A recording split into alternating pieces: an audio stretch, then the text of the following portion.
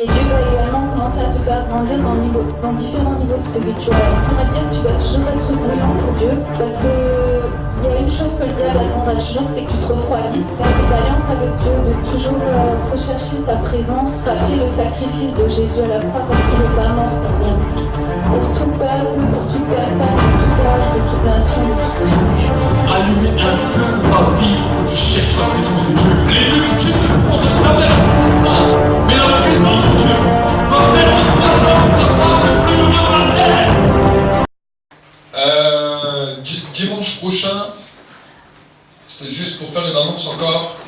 Dimanche prochain, nous aurons un orateur qui sera au milieu de nous, le pasteur Mahmoud Diaou, qui viendra prêcher au milieu de nous à partir de 9h30 dimanche. Donc soyez vraiment là. Je crois encore que vous allez être bénis. Je crois encore que Dieu va encore nous bénir et que Dieu va encore nous parler. Soyez bénis. Amen. Amen. Pendant un temps, nous puissions fermer nos yeux, nous allons prier.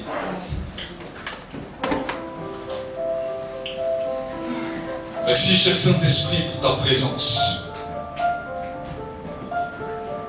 Que c'est toi qui remplis encore ton peuple dans ce lieu, ceux qui nous suivent sur Internet, et que maintenant il y a un temps de connexion avec ta présence, un temps de contact avec ta présence, un temps d'impact avec ta présence, et que Seigneur mon Dieu, mon roi, le ciel soit ouvert.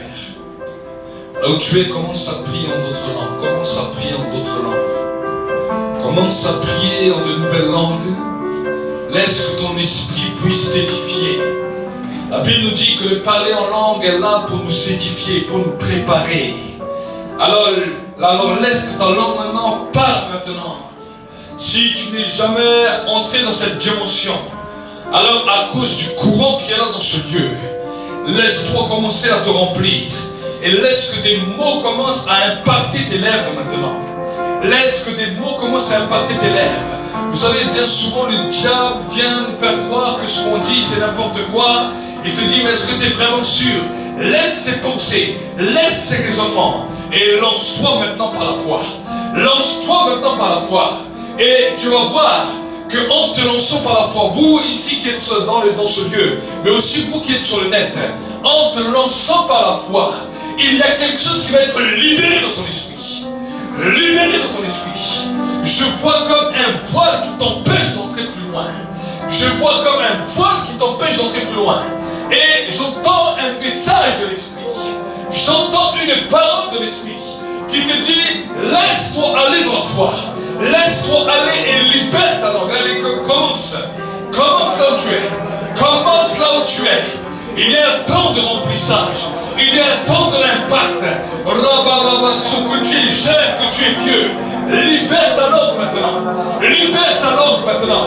Ne laisse pas que le diable ait un accès sur ta langue. Ne laisse pas que le diable ait un accès sur ta langue. Mais laisse que l'impact de l'esprit, l'impact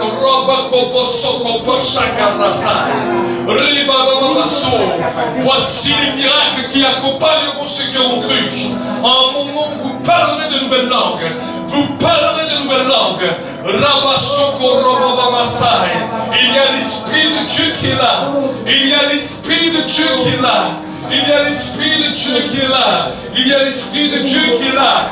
Laisse-toi remplir maintenant. Rabashoko Babasai, Elikantoria Bakuro Bosaka Bashaka Basakai, Elikantoria Bakobo Shoko Babasai, Ribakaraso, sois connecté maintenant, c'est l'Esprit de Dieu qui vient impacter ta vie, c'est l'Esprit de Dieu qui vient impacter ta vie. Robo Shoko Bosaka Sai, Elikantoria Karabasai, Shoko Robo Sikisai, Robakapasa. Nous sommes en contact avec le Père des esprits.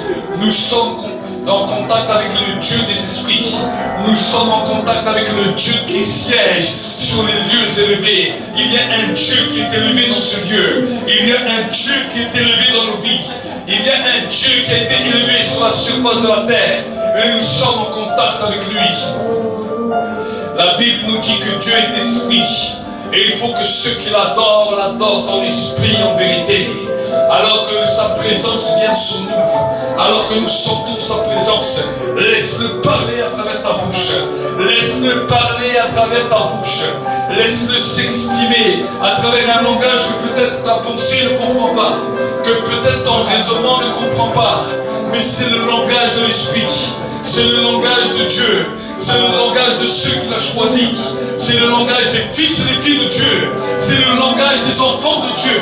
C'est le langage de ceux qui sont nés de nouveau. C'est le langage de ceux qui sont nés d'en haut. Ils ne sont nés ni de la chair, ni du sang, mais ils sont nés de l'esprit. Ils sont nés de l'esprit. Raba shoka pawa sakaraya tabakaso. Elikato yakashiko pawa sakarai.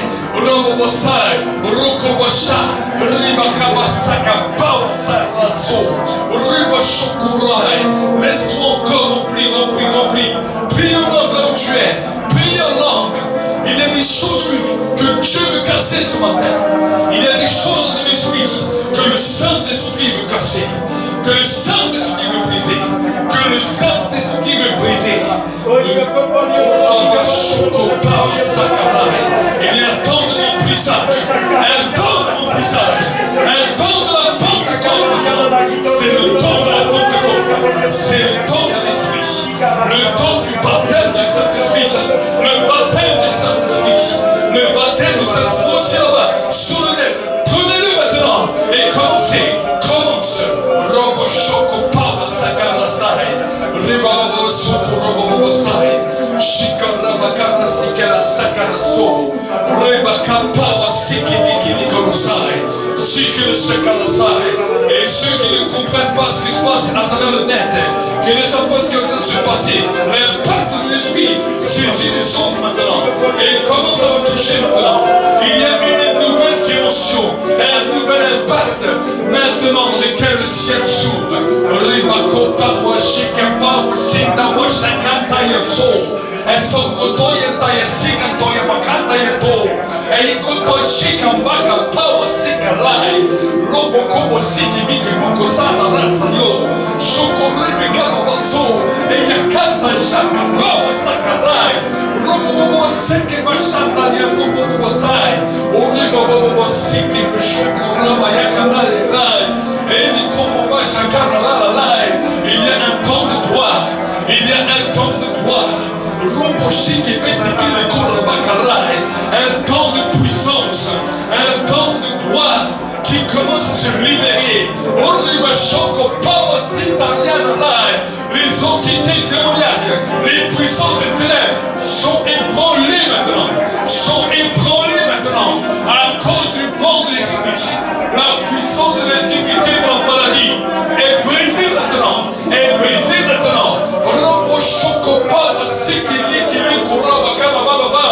Et si quand on parle il y a le vent de l'esprit, il y a l'impact de l'esprit, il y a la présence de Dieu. La présence de Dieu. In the name of Jesus Christ. Dans le nom de Jésus-Christ. Dans le nom de Jésus-Christ. Nous te bénissons. Nous te bénissons pour l'impact de la visitation. Dans le nom de Jésus-Christ. Dans le nom de Jésus-Christ. Amen. Acclame pour le Seigneur car il est bon.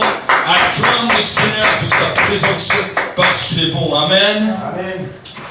Nous pouvons ouvrir notre Bible dans le livre de Corinthiens.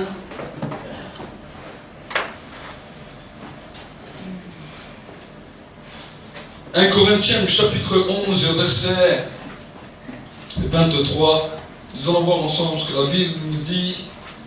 Nous allons passer par un temps de Sainte Seine. Il est bon d'être rempli du Saint-Esprit. Amen. Et il est bon de pouvoir être rempli de sa présence. Amen. Amen. Il y a des temps, des dimensions dans lesquelles nous avons besoin d'entendre le message de l'Évangile, d'entendre le message de la parole de Dieu.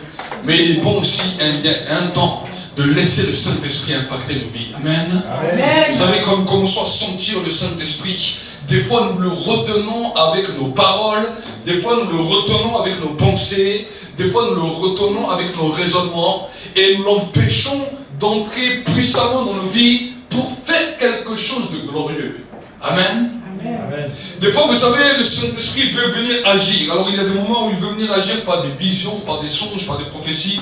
Mais il y a aussi un temps où il veut agir à travers le parler en langue, parce que le parler en langue nous édifie. Chaque fois que tu as besoin d'être édifié, que tu as besoin d'être construit, que tu as besoin que Dieu puisse faire quelque chose, alors cherche la présence de Dieu. Et quand la présence de Dieu est là, parle en langue. Amen. Amen. Amen. La Bible nous dit, ils furent remplis du Saint-Esprit et ils se mirent à parler en d'autres langues. Amen. Amen. Ils ne le faisaient pas comme ça pour faire comme ça. Vous savez, des fois les gens nous disent, on le fait comme ça pour le faire. Non. Vous attendez. Voilà, la présence de Dieu vient. La présence de Dieu. Vous cherchez la présence de Dieu. Quand la présence de Dieu vient, vous vous connectez à lui et vous le laissez. L'apôtre Paul nous dira, ne mettez pas foi à tout esprit, mais éprouvez-les. Quand la présence de Dieu vient, tu sais qu'il est là. Maintenant, tu dis, c'est toi que je vais laisser s'exprimer à travers de moi. Et à partir de ce moment-là, tu commences à parler en d'autres langues et tu sais maintenant que quelque chose de glorieux est en train de se passer et il y a une connexion spirituelle puissante qui est en train de se passer. Amen. Vous savez que les sorciers, les occultismes essayent de faire la même chose. Ils dressent des totems, ils dressent des autels, ils dressent des statues, ils dressent toutes sortes de choses pour entrer en contact avec les esprits. Et quand ils sentent maintenant qu'ils sont proches des esprits, quand ils sont proches de ce qu'ils ressentent, maintenant ils se laissent entraîner et ils laissent même les esprits entrer en eux et ils laissent les esprits s'exprimer à travers eux. Amen. Amen. Et des fois, nous en tant que croyants, on ne comprend pas les règles spirituelles dans le royaume de l'esprit et on ne comprend pas comment nous pouvons laisser librement le Saint-Esprit agir dans nos vies. Il y a des moments où nous cherchons Dieu, nous le trouvons, nous ne le laissons pas agir. Et il y a d'autres moments où, là maintenant, nous n'avons pas cherché Dieu. Et nous ne savons même pas ce que nous faisons. Là, nous voulons que Dieu agisse au moment où nous, on l'a décidé et pas où lui l'a décidé. Amen. Amen. Donc c'est ça que nous devons comprendre. Nous ne mettons pas foi à tout esprit. Mais maintenant, nous éprouvons les esprits. Nous cherchons la présence de Dieu. Et quand le Saint-Esprit vient, nous le laissons s'exprimer à travers de nous. Amen. Amen. Amen. Amen. Et un des moyens dans lesquels nous voulons le laisser nous exprimer, c'est quand nous parlons en d'autres langues. Parce que nous savons que le parler en langue est le plus petit de tous les dons, mais qui active les autres dons qui vont suivre. Amen. Amen. Donc la Bible nous dit, nous allons lire maintenant ce que la Bible nous dit. C'est l'apôtre Paul qui parlera à l'église de Corinthe. Il dit, car moi j'ai reçu du Seigneur ce que je vous ai transmis. Le Seigneur Jésus, dans la nuit où il fit livrer et prit du pain, et après avoir rendu grâce, il me rompit et dit, ceci est mon corps, qui est pour vous, faites ceci en mémoire de moi. De même, après avoir soupé, il prit la coupe et dit, cette coupe est la nouvelle alliance en mon sang, faites ceci en mémoire de moi, toutes les fois que vous en boirez.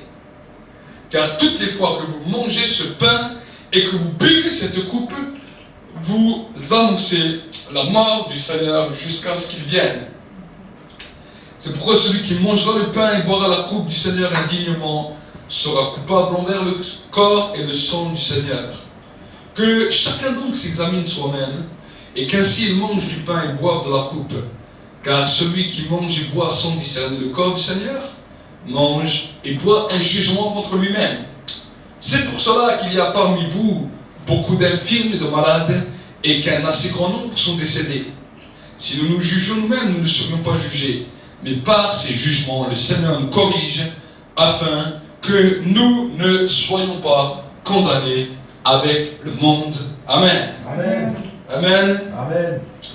Nous voulons vraiment bénir Dieu. Amen. Est-ce que tu veux bénir Dieu ce matin? Amen. Est-ce que tu veux le bénir pour tout ce qu'il fait dans ta vie? Amen. Amen. Amen. Alors, nous voulons aussi bénir Dieu pour ses corrections. Oui. Amen. Amen. Ces corrections sont bonnes parce que ces corrections nous redressent.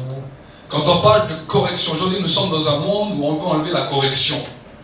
Mais en plus qu'on enlève la correction, plus nous voyons que la société se dégrade et plus nous voyons que la société n'a plus ni frein ni loi. La Bible nous dit la chose suivante. Sans loi, sans vision, sans vision claire, le peuple périt. Amen. Amen. Nous ne sommes pas là à dire tout le monde peut faire tout ce qu'il veut et entendre ce qu'il veut entendre et dire ce qu'il veut entendre. Non. Nous sommes dans un royaume dans lequel nous devons comprendre qu'il y a un Dieu, qu'il y a un Père, qu'il y a un roi, qu'il y a un maître. Et dans ce royaume, nous ne dirigeons pas nos vies comme nous le voulons, mais il y a des lois, il y a des principes, il y a des choses à respecter. Et si nous ne respectons pas cela, la Bible nous dit qu'à ce moment-là, Dieu entre en jugement avec nous. Amen. Oui. Amen. Oui. Amen. Dieu, la Bible nous dit qu'il est sur un trône de gloire, un trône de grâce et un trône de jugement. Amen. Amen. Il siège sur son trône et il regarde la terre entière. Il contemple la terre entière et il regarde tout ce qui s'y passe. Il y a des endroits où on ne l'invite pas comme roi. On ne l'invite pas à venir régner. Donc il attend que son temps vienne pour pouvoir régner. Mais la Bible nous dit que l'Église est la manifestation du ciel sur la terre et que dans cet endroit, il y a un groupe d'hommes et de femmes qui appellent Dieu à venir régner. C'est ça que nous faisons quand nous chantons. C'est ça que nous faisons quand nous louons. C'est ça que nous faisons quand nous prions. Donc si nous appelons Dieu pour venir régner, il est normal qu'il vienne juger. Amen. Oui. C'est pour cela que la Bible dit que le premier endroit où Dieu va exercer son jugement, ce n'est pas dans le monde, mais c'est sur la terre. Amen. Non, c'est dans l'église. Amen. Oui, oui. Amen. C'est dans l'église. Pourquoi? Parce que c'est là où nous lui laissons la possibilité de venir régner. Oui. Alors un jugement n'est pas forcément toujours mal. Vous savez, quand on parle de jugement, on a toujours l'impression qu'on a fait une bêtise. Et là maintenant, le jugement tombe. Ça, c'est ce que l'être humain a dans sa tête. Mais nous sommes dans un pays où nous avons aussi des lois. Chaque jugement qui est rendu n'est pas forcément un jugement qui va nous détruire. Il y a des jugements qui sont donnés en notre faveur. Il y a des jugements que nous recevons pour nous-mêmes comme des cadeaux et comme des bénédictions. Chaque juge qui vient siéger, il vient siéger pour appliquer une loi. Et la Bible nous dit que dans la loi de Dieu, à travers l'ancienne alliance, la loi que Dieu a donnée à Moïse, il n'y avait pas que des jugements où Dieu allait punir, mais la Bible nous dit aussi que Dieu donnait des jugements pour bénir. Amen. Amen. Il y a des jugements qui nous condamnent et il y a des jugements qui nous bénissent. En fonction de l'examen que nous avons eu de nos vies, en fonction de la manière dont nous avons regardé notre vie, le jugement de Dieu va être soit une bénédiction, soit un jugement. Amen. Amen. Et la Bible nous parle, l'apôtre Paul nous dira que même quand le jugement de Dieu est pour nous quelque chose qui fait mal, il nous dira que ça nous corrige. Amen. Amen. Amen. La correction est là pour nous redresser et pour nous apprendre le bon chemin. Amen. Amen. Oui, amen, pasteur. Donc comme nous allons prendre ce temps de Sainte Seine, c'est là où nous allons laisser Dieu être notre juge. Vous savez, bien souvent nous disons, ah mais nous voulons essayer de nous protéger nous-mêmes, nous voulons essayer de nous justifier nous-mêmes par rapport à ce qu'on a fait ou par rapport à ce qu'on n'a pas fait, par rapport à certaines choses qu'on a vécues, par rapport à certaines situations qu'on a vécues. Et bien souvent on essaie de le faire dans la prière. Mais bien souvent, même si nous essayons de le faire dans la prière, nous voyons que même par la suite des mots que nous disons, l'impact ne se fait pas comme on voudrait. Pourquoi?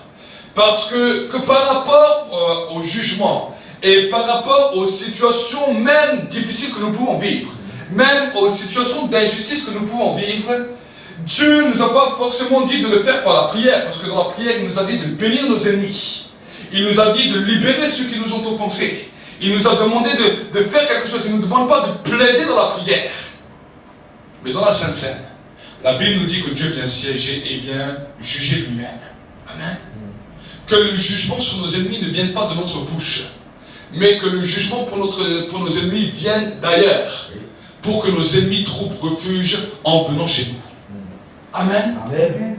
Le psalmiste David, alors qu'il se posait la question, mais comment Dieu peut-il entrer en jugement? Il ne demandait pas la destruction de ses ennemis. Il ne demandait pas que ses ennemis périssent. Il dit, mais comment peux-je faire? Et à un moment, alors qu'il est là, en train de vouloir écrire un psaume, en train de chercher l'inspiration divine, il a dit, tu dresses une table en face de tous mes adversaires. Tu oindris ma tête et ma coupe déborde. Amen. Amen. La Bible nous dit que Dieu a dressé une table. Et voilà pourquoi nous prenons le pain à la Sainte Seine. Parce que Dieu dresse une table pour venir accomplir lui-même le jugement qu'il a décidé de nous donner sur nos vies. Amen. Amen. Oui, amen, pasteur. Et si nous nous jugeons mal nous-mêmes, et si nous sommes simplement là à demander vengeance, si nous sommes simplement là à critiquer l'Église, parce que la Bible nous dit que nous devons regarder notre propre vie, mais où nous en sommes aussi, par rapport au corps de Christ. Parce que quand on parle du corps de Christ, on ne parle pas simplement du corps que Jésus avait sur terre, mais on nous parle de l'Église. Amen. Est-ce que l'Église est parfaite? Non. Est-ce qu'elle est la meilleure de tous? Non. Mais la Bible nous dit que nous devons être en communion avec même l'Église, parce que nous savons que l'Église est l'épouse du Christ dans laquelle nous faisons partie. Amen.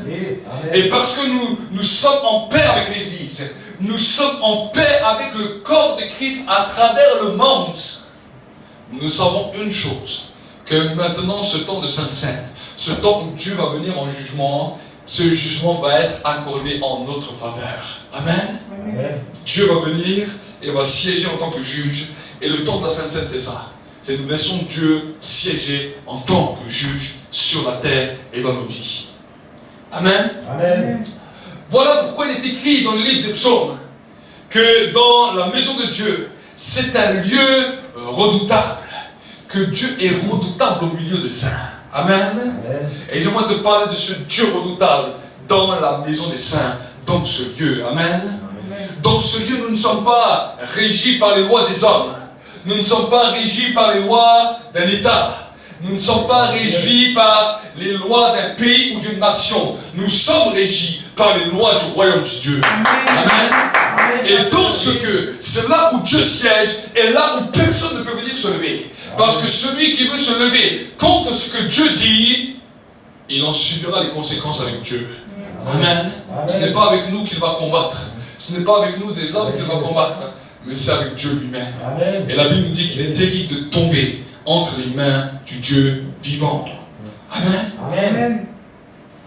Nous sommes dans une réalité et nous sommes dans la notion où Dieu veut rétablir les choses pour que le monde apprenne à les craindre. Vous savez, dans le temps d'Élie, il y avait des temps difficiles dans le pays. La Bible nous dit, du temps du prophète Élie, le pays d'Israël était gouverné non seulement par Akab, mais la Bible nous dit que Akab, le roi Akab, s'était lié de mariage avec Jézabel.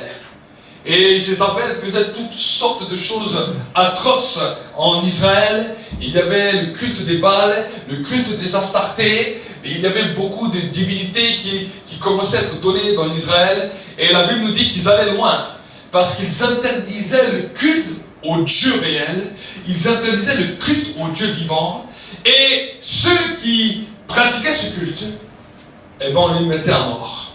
On mettait à mort les prophètes de l'Éternel, et on mettait à mort ceux qui professaient leur foi ouvertement. De sorte que la Bible nous dit qu'il y avait 7000 personnes qui n'avaient pas fléchi le genou devant les idoles, mais 7000 personnes en Israël qui avaient peur de manifester leur foi aux yeux du monde, sous peur d'être mis en prison ou d'être tués. Et la Bible nous dit que c'est à ce moment-là que Élie le prophète, Élie le Tchibite, s'est levé dans cette génération. Et dans cette génération, il n'a pas regardé à ce que le roi disait, il n'a pas regardé à ce que Jézabel disait, mais la Bible nous dit qu'il est venu et qu'il a montré Dieu comme le Dieu qui siège et comme le Dieu qui juge. Amen. Oui. Et la Bible nous dit que tout Israël était ébranlé quand un seul homme parlait.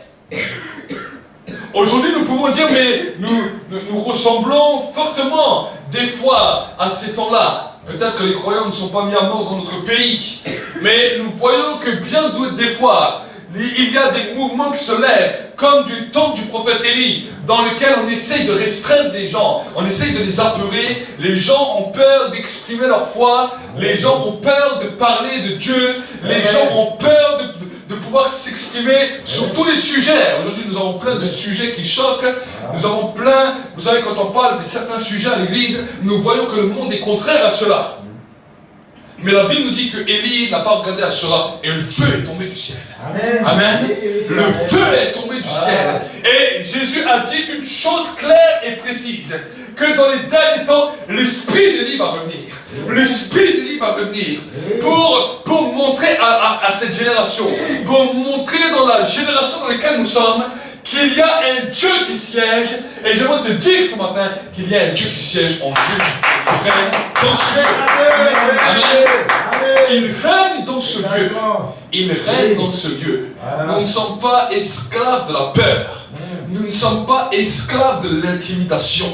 Il n'y a rien qui doit nous faire arrêter. Parce que nous avons un Dieu qui est au-dessus de toutes les lois. Nous avons un Dieu qui est au-dessus de toutes circonstances. Nous avons un Dieu qui est au-dessus de toute puissance sur la terre et dans les cieux. Amen. Et c'est ce Dieu que nous voulons célébrer. C'est ce Dieu avec qui nous voulons passer un temps de communion maintenant. Amen.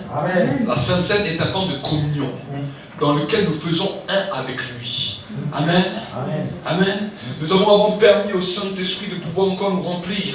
Mais maintenant, alors que nous allons faire un avec lui, à travers son corps, à travers son sang, à travers ses meurtrissures, à travers le sang qui a coulé. Si peut-être Joshua, tu peux venir. À travers le sang qui a coulé, à travers les meurtrissures qui ont été données. Pendant un instant, ferme tes yeux là où tu es.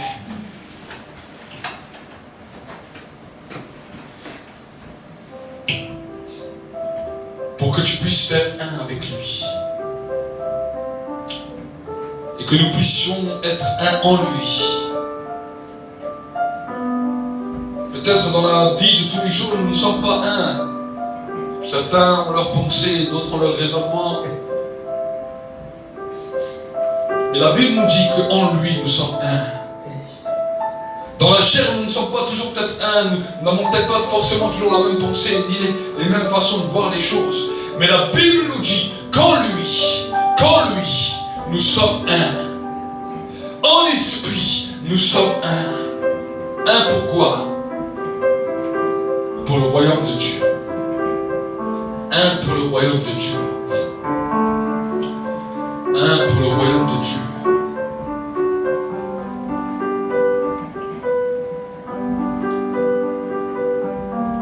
Le châtiment qui nous était destiné est tombé sur lui.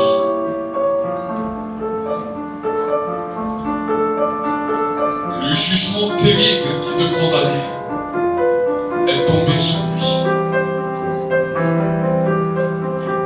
Il dresse une table en face de ses adversaires. Et il vient oindre d'huile ta tête. Manassé. Manassé. Manassé. Laisse-tu revenir.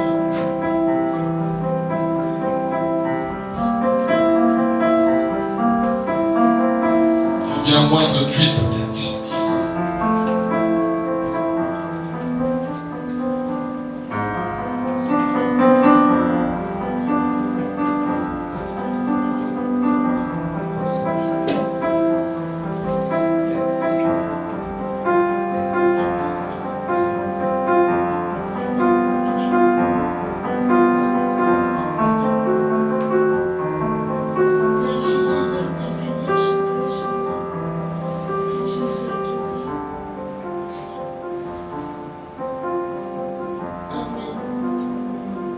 Pendant ce temps où tu prends part à ce repas,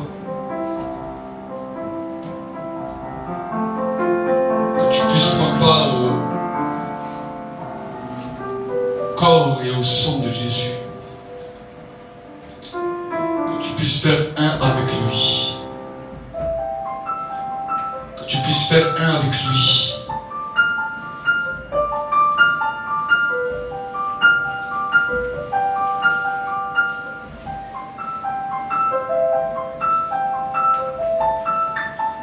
Que tu puisses faire un avec lui.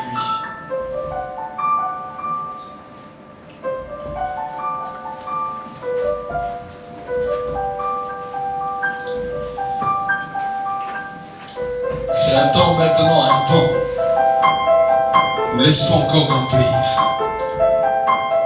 Alors que tu as pris part à ce repas et que tu l'as pris, laisse-toi continuer à te laisser remplir. Continue à laisser le Saint-Esprit te remplir. Laisse-le encore s'exprimer à travers toi pour que des pensées changent, pour que des raisonnements changent. Là où tu es, commence. Prie en langue là où tu es. Là où tu es. Pour que ta prière commence à changer. Que ta prière commence à changer.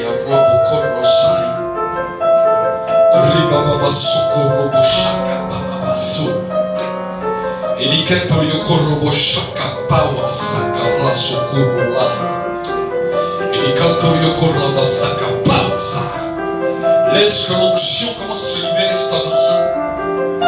Laisse que l'onction commence à se libérer sur ta vie. Laisse que la puissance de Dieu commence à se libérer maintenant sur ta vie. Robo shaka pa sikili kili kurobo bobo sa. Orobo bobo saka baba baso. Il vient comme un feu. Il vient comme un feu. Il vient comme un feu. Il vient comme un feu. Le prophète a pu dire le Dieu qui répond par le feu, celui-là est le vrai Dieu. Le Dieu qui répond par le feu, celui-là est le vrai Dieu. Alors que tu commences à prier en d'autres langues, alors que tu commences à laisser le vent de l'esprit commencer à souffler sur ta vie, je vois comme un feu qui s'allume. Je vois comme un feu qui commence à s'activer maintenant. Je vois comme un feu qui commence à t'embraser maintenant. Le feu de la Pentecôte. Et voici que des flammes de feu se mirent sur chacune des têtes. Et il fut rempli du Saint-Esprit. Et il se mirent à parler en d'autres langues. Je vois le feu maintenant. Je vois l'impact du feu. L'impact du feu. Ce matin maintenant. L'impact du feu. L'impact du feu. Ribako shokopa sakarai. Ribakapa sai.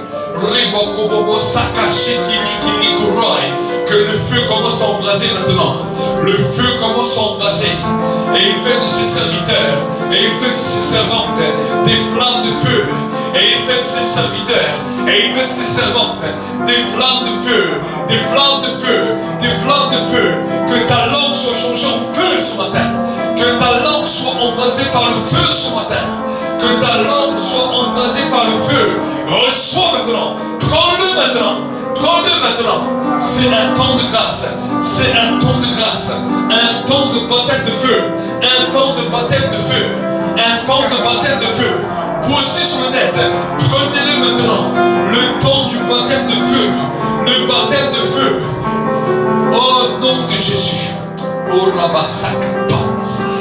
Le feu de Dieu. El fuego de Dios. El fuego de Dios. Oh le feu de Dieu. Le feu de Dieu. Fire of God. Fire of God. Le feu. Le feu. Prenez-le plus de feu. Plus encore, encore. Encore. Dans le nom de Jésus. Dans le nom de Jésus. Seigneur, tu as dit dans ta parole que ta parole est un feu dévorant. Ta parole est un feu dévorant. La terre a été embrasée par le feu. La terre a été embrasée par le feu. La terre a été revêtue de feu. La terre a été créée de feu. Les êtres humains que tu as créés ne sont pas simplement là pour rester humains, mais ils sont là pour être impactés par le feu. Impactés par le feu. L'impact du feu. Dans le nom de Jésus. Dans le nom de Jésus-Christ. Amen. Acclame pour le Seigneur car il est bon. Acclame pour le Seigneur car il est bon. Amen. Nous voulons plus. Amen. Amen. La Bible nous dit que nous devons avoir plus encore. Il a dit soit tu es chaud, soit tu es froid. Mais si tu es tiède, je te vomirai de ma bouche. Amen. Amen. Alors ne sois plus tiède. Ne sois pas un pied avec Dieu, un pied dans la foi, un pied dans le monde. Parce que tôt ou tard, ça va te poser des problèmes. Et tôt ou tard, tu seras vomi. Oui. Amen. Amen. Dieu a la capacité de t'avaler ou Dieu a la capacité de te vomir. Oui. Amen. Amen. Pourquoi Dieu veut nous avaler? Parce que la Bible nous dit que celui qui est en Dieu est dans sa protection, est dans sa grâce. Comment pouvons-nous être en Dieu? C'est une question qu'on peut se poser. Ce n'est pas uniquement je marche avec Dieu, mais je suis en Dieu. J'habite en Dieu. Comment habiter en Dieu? Comment vivre en Dieu? La Bible nous dit que Christ en nous, c'est l'espérance de la gloire. Quand le Saint-Esprit vient habiter en nous, il produit une espérance. Il nous donne un espoir, celle de la gloire éternelle. Amen. Amen. La conversion par la peur n'est pas une réelle conversion. Amen. On ne se convertit pas par la peur d'aller en enfer. On peut voir l'enfer, on peut en être terrorisé. Mais ce n'est pas ça qui crée la nouvelle naissance. Amen. Amen. Amen. Oui. Ce n'est pas par la peur que nous pouvons marcher ou que l'Église doit marcher. Mais la Bible nous dit que Christ en nous, ce n'est pas la peur de ne pas aller en enfer, ou la peur de mal faire, ou la peur de s'accuser toujours. Ça, c'est la religion qui nous a appris ça. La différence entre une vie réelle de l'esprit et une vie religieuse, c'est que la personne qui est réellement remplie de l'esprit n'est plus esclave de la peur. Amen, pasteur. Oui, c'est vrai. Mais la religion est venue pour essayer de nous embrigader, de nous enfermer et de nous produire la peur dans tout ce que nous faisons, de sorte que si vous voyez les religieux qui sont sincères dans leur foi, qui sont sincères dans leur démarche, mais qui sont seulement dans la religiosité, ils ont peur de tout, et ce qu'ils font, toujours ils se remettent en question sur tout, ils ont toujours peur de bien faire, de mal faire, mais ils ne vivent jamais dans une espérance. Est-ce que ça veut dire que le chrétien né de nouveau est parfait? Est-ce que ça veut dire que le chrétien né de nouveau ne fait pas d'erreur? Non! Mais la différence, c'est que dans sa vie, dans sa marche avec Dieu, il ne vit pas sous un prétexte de peur, mais il vit dans une espérance de la gloire de Dieu dans sa vie. Amen. Amen. Oui, amen. Et voilà pourquoi nous avons chaque fois à lutter. Voilà pourquoi nous luttons. Et voilà pourquoi il y a deux lois qui viennent se batailler dans nos vies. La loi de la religiosité et la loi de l'esprit. La loi de la religiosité qui est la chair et la loi de l'esprit. L'apôtre Paul, alors qu'il parlera à l'église de Galate, il leur dira: ô Galates dépourvus de sens, pourquoi, après avoir commencé par l'esprit, continuez-vous par la chair? Pourquoi continuez-vous à marcher dans une peur et dans une crainte tout autour de vous, alors que vous deviez marcher dans l'assurance et dans l'espérance? Amen. Amen. La marche de l'esprit, c'est créer un espoir là où il n'y avait plus d'espoir. Créer la vie là où il n'y avait plus de vie. Créer quelque chose de nouveau là où il n'y avait plus rien. Amen. Amen. Et quand le Saint-Esprit vient en nous, quand nous invitons le Saint-Esprit, quand sa présence vient en nous, et quand à ce moment-là nous le laissons intervenir dans nos vies à travers les dons de l'Esprit, en langue, que ce soit les dons qu'il communique, qu'il manifeste, à ce moment-là, ça crée quelque chose de nos vies qui crée un espoir. Amen. Amen. Les dons spirituels ne sont pas là pour déstabiliser les gens et leur dire: voilà, je vais vous faire peur avec ces dons. Non, les dons spirituels sont là pour nous communiquer un espoir là où il n'y a plus d'espoir. Amen. Amen. Pour nous tracer un chemin.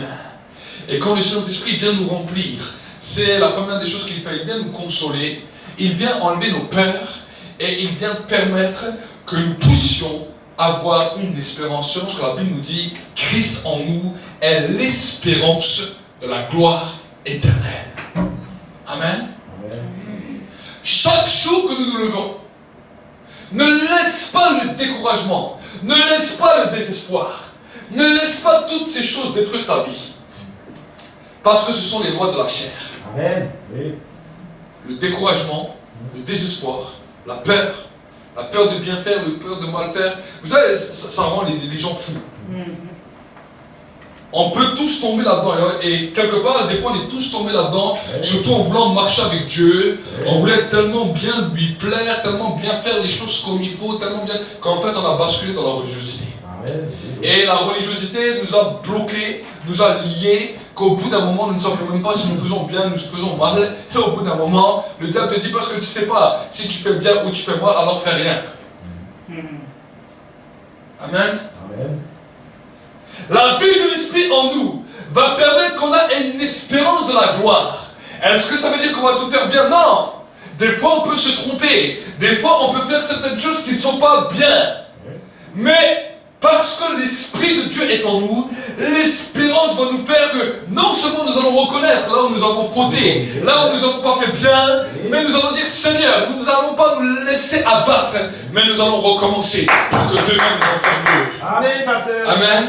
C'est exactement ça. Christ en nous Amen. est l'espérance de la gloire. L'espérance. Mais maintenant, si simplement nous restons dans ce niveau-là, on va se trouver un problème.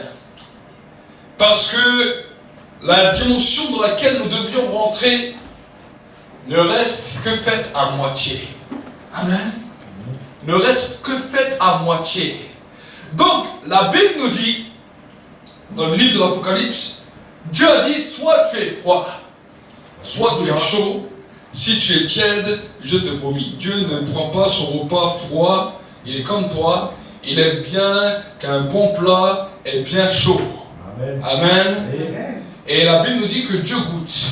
Le psalmiste David a dit, sentez, voyez, goûtez combien le Seigneur est bon.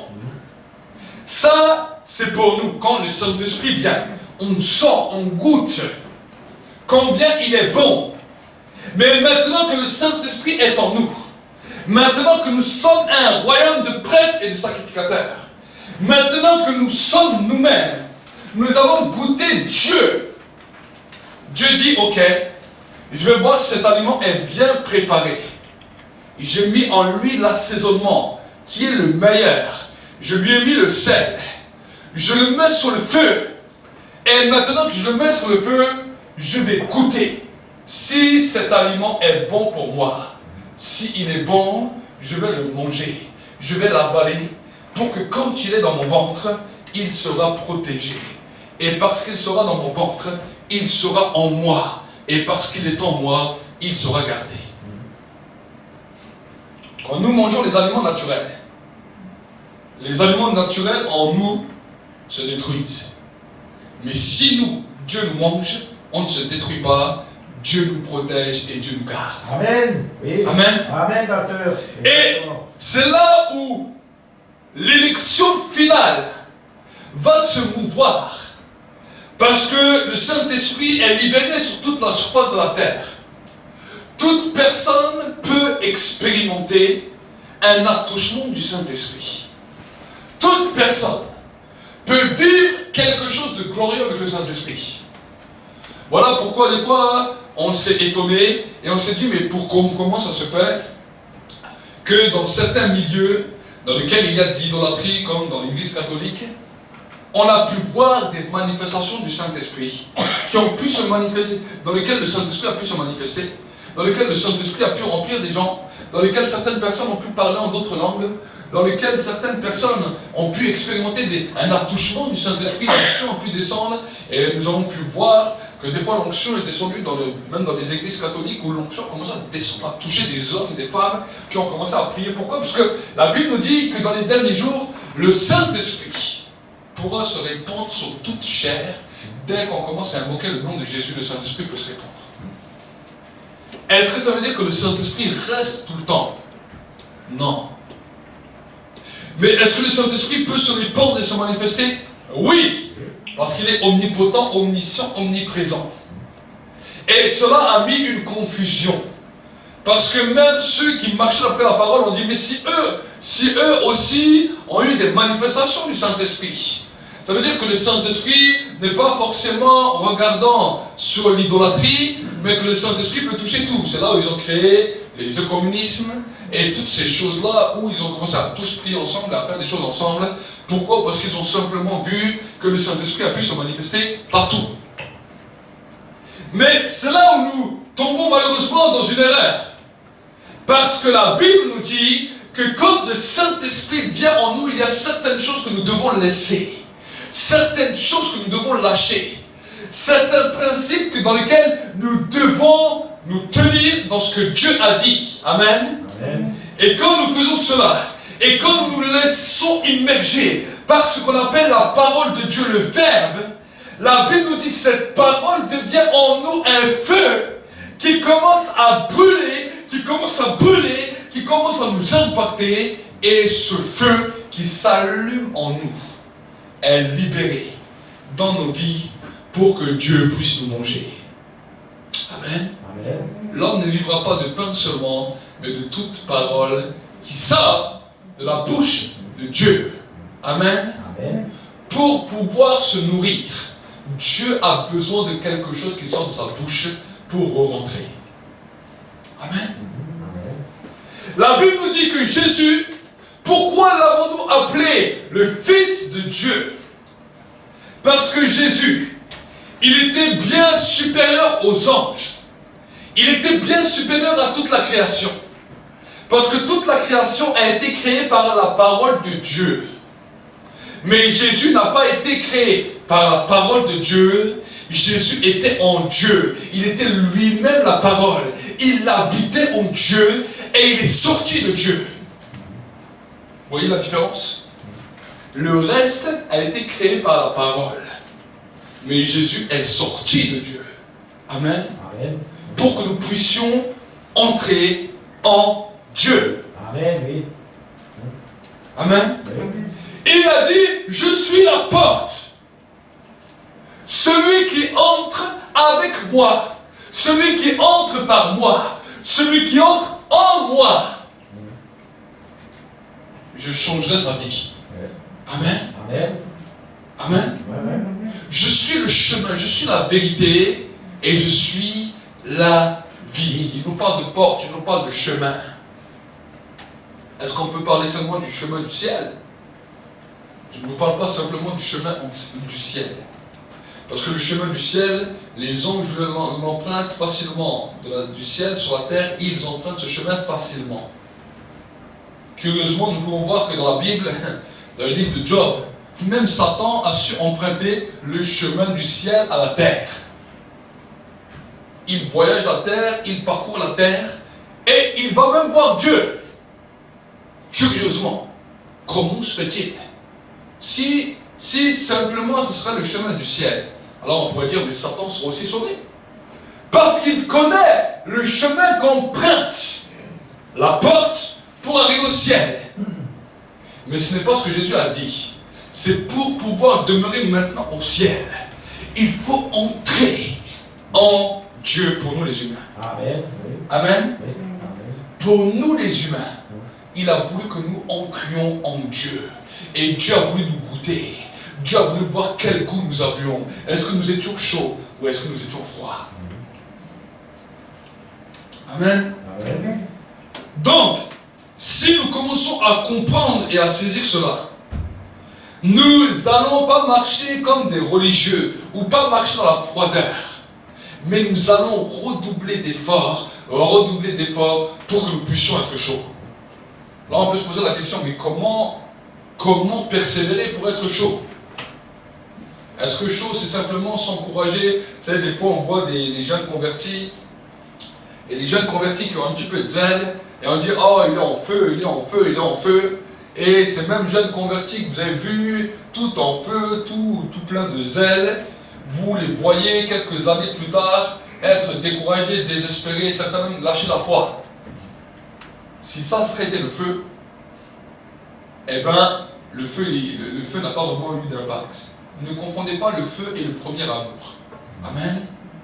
Quand on se convertit, on peut être zélé, on peut être encouragé, mais ça, c'est pas le feu. Amen. Ça, c'est simplement un premier amour. Une première expérience qui nous rend un peu tout foufou. Et là, voilà, on se lance, c'est comme le petit enfant qui ne savait pas marcher. Le jour où il commence à marcher, où tu lui offres la première fois un jouet, tu as l'impression qu'il va sauter en l'air, tu as l'impression qu'il va hurler comme je ne sais quoi. Mais quelques temps après, son jouet, il ne va plus le regarder. Et tout ça, toute cette euphorie qu'il avait va disparaître. Ça, c'est le premier amour. Amen. Mais quand on parle du feu, le feu est quelque chose qui se prépare. Le feu est quelque chose qui s'entretient. Et une des principales choses qui entretient le feu et qui prépare le feu, c'est le bois. Si vous voulez qu'un feu dure longtemps, voici que vous allez préparer du bois et que vous allez alimenter le feu avec le bois.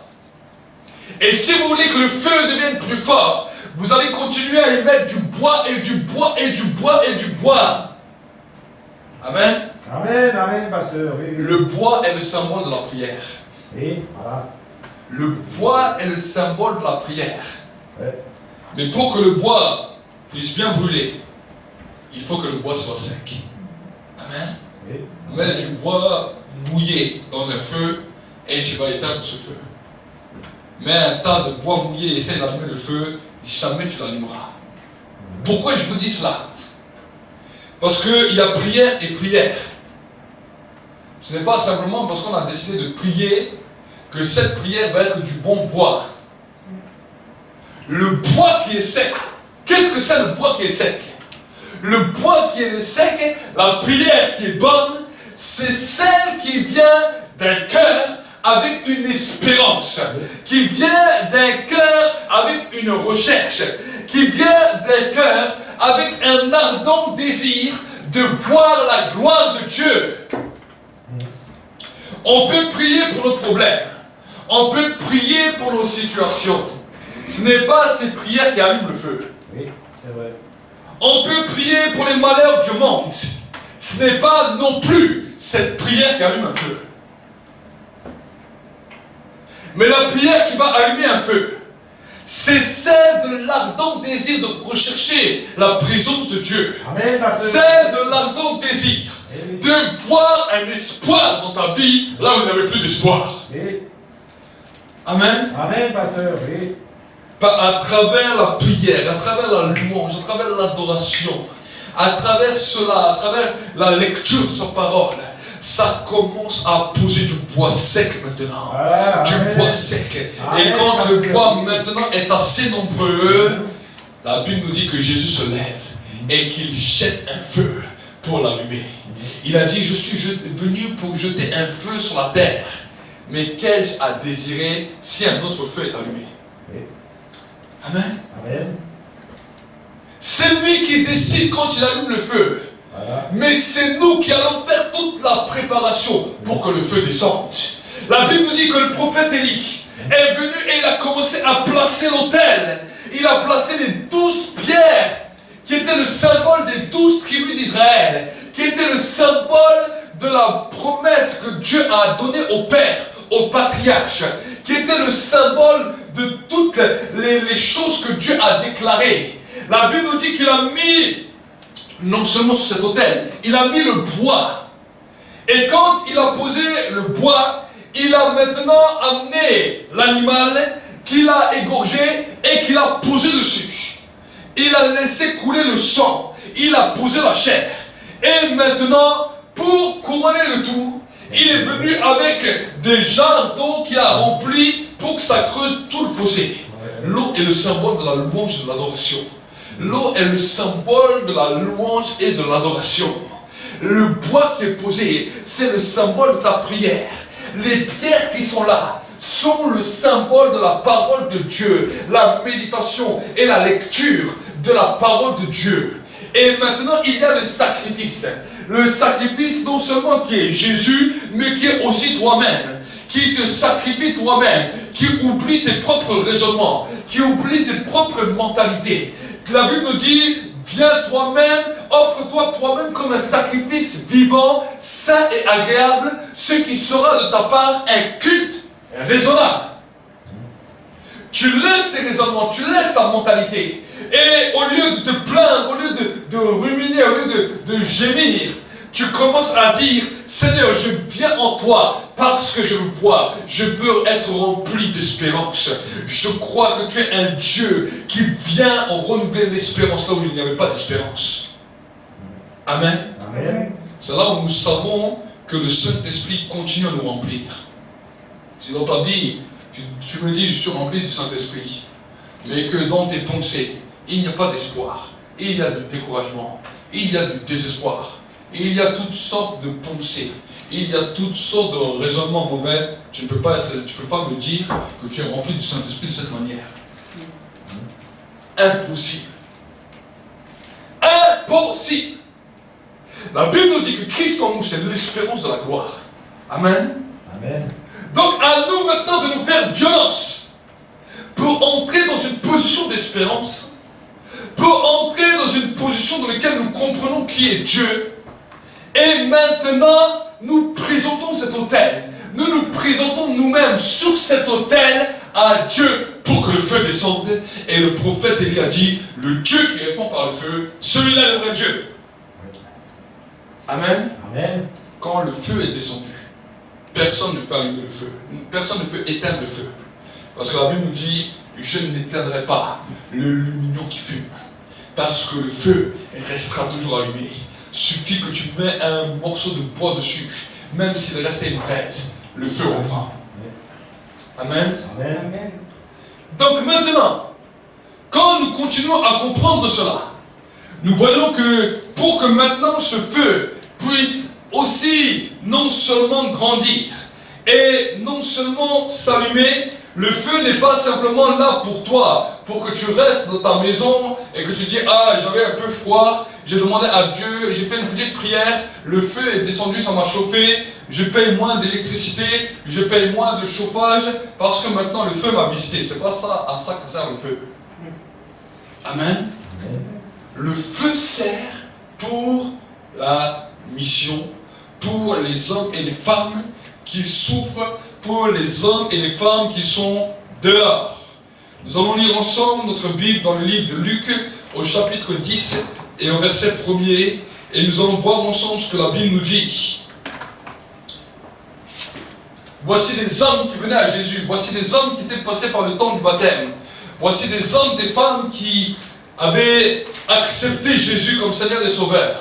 Voici des hommes et des femmes qui participaient avec Jésus quand Jésus enseignait, qui participaient avec Jésus quand Jésus les amenait à la prière. Mais voici que Jésus leur a dit, si vous voulez encore être mes disciples, vous ne pouvez pas rester simplement de cette manière. Regardez ce que la Bible nous dit. Après cela, le Seigneur désigna encore 70 autres, et il les envoya devant lui, 2 à 2, dans toutes les villes et dans tous les endroits où lui-même devait aller. Il leur disait, la moisson est grande, mais il y a peu d'ouvriers. Priez donc le Seigneur de la moisson d'envoyer des ouvriers dans la moisson. Ça c'est un premier bois sec qui est bon pour le feu. Et ensuite il leur dit la chose suivante. Première des choses, cette bûche de bois. Maintenant la deuxième bûche de bois. Et il leur dit, allez, voici, je vous envoie comme des agneaux au milieu des loups. Ne portez ni bourse, ni sac, ni sandales, et ne saluez personne en chemin. Dans quelque lieu où vous entriez, dites d'abord que la paix soit sur cette maison. Et s'il se trouve un enfant de paix, que votre Père repose sur lui, sinon il reviendra à vous. Demeurez dans cette maison-là, mangez et buvez ce qui s'y trouve, car l'ouvrier mérite son salaire. Ne passez pas de maison en maison dans quelque ville où vous y entrerez, et là où on vous recevra, mangez ce qu'on vous présentera, guérissez les malades, et qui s'y trouveront, et dites-leur que le royaume de Dieu s'est approché de vous. Amen. Amen. Nous pouvons voir qu'à travers toutes les missions, après nous allons voir d'autres versets dans lesquels Dieu envoie ses enfants en mission. Une des principales raisons et une des principales missions que nous devons exercer tous en tant qu'enfants de Dieu. Certains vont me dire, oui, mais pasteur, moi j'ai pas le don de guérison. Dieu t'a pas demandé d'avoir le don de guérison ou de l'avoir. La Bible nous dit, quand on parle de don de guérison, ça c'est dans l'église. On nous parle des 9 dons de l'esprit. Là, on parle dans l'église. Mais là, on ne parle pas de l'église, là, on nous parle de l'extérieur. La Bible nous dit une des principales missions que Jésus leur donnait. La Bible ne nous dit même pas que Jésus les a tous pris, qu'il a prié pour eux sur chacune des têtes et qu'ensuite il leur a dit, voilà, maintenant je te fais une prière spéciale pour que tu ailles. Non, Jésus les a pris, il en a choisi 70, il a dit, vous les 70, venez là. Il a dit, je vous envoie devant moi. Là maintenant, quand vous entrez dans un endroit et où les gens vous disent bonjour, les gens vous reçoivent. Maintenant, non seulement vous pouvez rentrer dans leur maison, mais là où maintenant les gens parlent avec vous, n'hésitez pas maintenant à guérir les malades, à prier pour ceux qui sont malades, à prier pour eux, et quand vous avez fait cela, annoncez-leur le royaume de Dieu. C'est une mission que chaque croyant doit avoir. Alors peut-être les gens vont dire, oui, mais si les gens ne veulent pas écouter ça, c'est des excuses. Si les gens ne veulent pas écouter, tu as prêché à toute la planète, tu as prêché à tout l'Alsace, tu as prêché au monde entier. Non, il y a peut-être 10 qui vont refuser, le royaume il va accepter. Si toi tu restes là et tu refuses d'aller plus loin, alors tu te bloques toi-même et le feu ne pourra pas venir sur toi. Amen. Amen. La Bible nous dit, faites-le. Et regardez, nous continuons dans le verset 17. Voici les 70. Ils ne savaient pas ce qui allait se passer. Ils ont reçu simplement une recommandation. Ils ont reçu une recommandation. Ils sont partis. Ils ont obéi. Et regardez ce qu'ils disent. Les 70 revinrent avec joie et dirent, Seigneur, les démons même nous sont soumis en ton nom. Amen. Amen. Pourtant, Jésus ne les a jamais envoyés pour chasser les démons.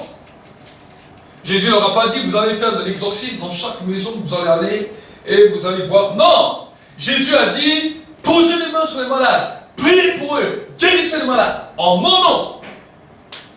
Qu'est-ce que ça veut dire, guérir un malade au nom de Jésus? Si peut-être je choisis de m'annoncer d'abord, on va juste donner un exemple. Amen. On va donner un exemple, parce que sinon vous allez passer à côté de certaines choses. Là, vous allez rencontrer une personne dans la rue. Amen. Amen. Cette personne a accepté de parler avec vous. Cette personne a accepté d'être gentil avec vous. Alors tu lui dis, mon ami, est-ce que tu es malade? Est-ce que tu souffres quelque part? Est-ce que tu as un problème? Il va te dire oui. Et il n'y a pas de problème. Je connais une méthode de guérison extraordinaire. Amen. Je connais quelque chose pour te guérir d'extraordinaire. Est-ce que tu peux me laisser faire? S'il te dit oui, tu dis où tu as mal et il va te montrer. Bon, en fonction de où c'est, on ne peut pas mettre la main partout. Hein? On ne peut pas mettre la main partout. Si une femme va vers un homme et elle lui dit voilà, j'ai des problèmes au niveau de ma poitrine, on ne te demande pas de poser la main sur la poitrine ou de poser. Non! Mais tu poses ta main sur lui ou sur elle et tu dis maintenant, sois guéri. Sois guéri, que tu es parti maintenant, que tout ce qui était malade soit guéri maintenant au nom de Jésus. Je te guéris maintenant au nom de Jésus. Il faut dire ça, il faut dire je te guéris. Il ne faut pas dire Seigneur, s'il te plaît, guéris-le. Non, ça c'est pas ce que Jésus nous a dit. Il a dit guérissez-le en nom.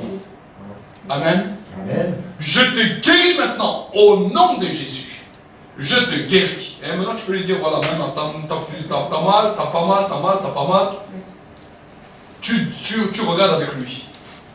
Et s'il faut faire 2-3 fois, tu le fais 2-3 fois. Et la Bible nous dit, quand tu as fait ça, maintenant tu annonces le royaume de Dieu et la bonne nouvelle de l'évangile. Amen. Tu peux aller t'asseoir. Amen, merci. C'est ça que Jésus nous a dit de faire. Et si nous ne faisons pas ça, nous aurons un jour des problèmes et des comptes à rendre avec lui. Amen. Amen. Si nous ne faisons pas ça, je l'ai expérimenté mille et une fois. Est-ce que ça veut dire que tout le monde après vient à l'église? Non, mais toi tu as fait ta part. Amen. Là encore, j'avais mon prof de musique. On avait pu prier avec lui.